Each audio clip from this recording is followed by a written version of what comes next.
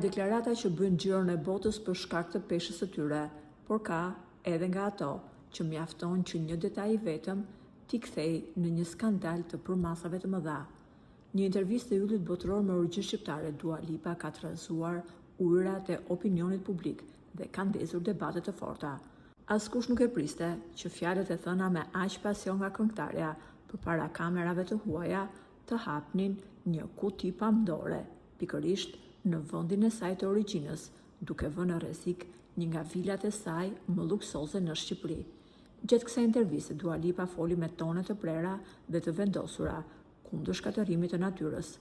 Ajo u shfaq si një mbrojtëse e flakë të mjedisit, duke u rreshtuar hapur kundër betonizimit të zonave të mbrojtura në Shqipëri. Këngëtarja bëri thirrje që këto perla natyrore të mbeten të paprekura nga dora e njeriu dhe interesat e biznesit. Por pikërisht, këtu nisi dhe enigma dhe përplasja e madhe me realitetin dhe me kryeministin shqiptar Edi Rama. Sa po dritet e studio Sufikën, sytë të gjithëve u kthye nga jugu i Shqipërisë, pikërisht në Ksamil. Pyetja që lindi menjëherë ishte: si mundet që Dua Lipa të ngritë zërin kundër ndërtimeve në zonat të mbrojtura, kur ajo vetë zotëron një vilë prallore dhe super luksoze në kompleksin Kep Merli. Ky resort shtrihet pikërisht në një nga zonat më delikate dhe të mbrojtura të Bregdetit shqiptar. Ky kontrast i fortë mes asaj që ylli botror thot në përballë dhe asaj që zotëron në Shqipëri ka shkaktuar një valë reagimesh të ashpra. Por goditja më e madhe nuk mbaron me kaq. Në korridoret e politikës në Tiranë po qarkullon një lajm bombastik që ka vënë në alarm menaxherët e këngëtares.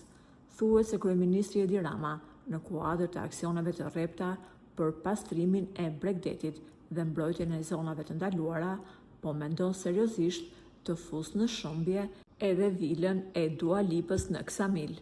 Një vendim i tillë do të ishte një mesazh i prerë se ligji është i barabartë për të gjithë, qofsh një yll ndërkombëtar me miliona ndjekës ose një qytetar i thjeshtë. Nga një thirrje për mbrojtjen e natyrës te një betejë e mundshme me fadromat e shtetit, tashmë të gjithë po presin të shohin nëse ligji do ta kursejë Dua Lipën apo jo.